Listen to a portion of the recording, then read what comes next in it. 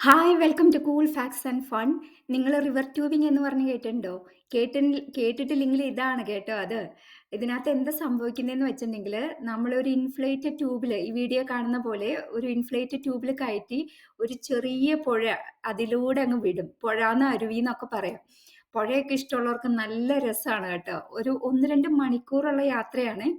കയ്യിലൊരു വടിയും തരും. അത് വാടകയ്ക്ക് എടുക്കണം നമ്മള്. അത് വാടകയ്ക്ക് എടുക്കാൻ നിങ്ങൾ മറക്കല്ലേ. കാരണം ഇങ്ങനെ ഒഴുകുന്ന സമയത്ത് നമ്മൾ പല സ്ഥലത്തും ഈ കല്ലുകളുടെ ഇടയില് നിങ്ങൾ നോക്കിക്കഴിഞ്ഞാൽ കാണാം വലിയ വലിയ കല്ലുകളുണ്ട്. ഈ കല്ലുകളുടെ ഇടയിലൊക്കെ നമ്മള് സ്റ്റക്കായി പോവും. അപ്പൊ നമ്മുടെ ഈ ട്യൂബ് സ്റ്റക്കായി പോകുമ്പോ ഒരു കല്ലേൽ കുത്തി നമ്മുടെ ട്യൂബിനെ രക്ഷപ്പെടുത്തിയിട്ട് വേണം ആ ഒഴുക്കിലൂടെ വീണ്ടും പോവാൻ വേണ്ടിയിട്ട്. അതിന് വേണ്ടിയിട്ടാണ് ഈ വടി. അപ്പൊ ഈ വടി ഉറപ്പായിട്ടും മേടിച്ചിരിക്കണം കേട്ടോ.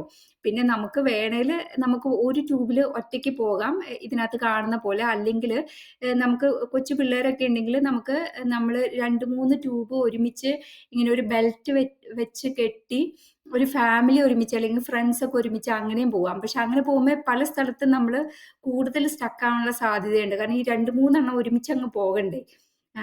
ഈ ഈ ട്യൂബ് കയറി പോകണ്ടേ അതുകൊണ്ട്.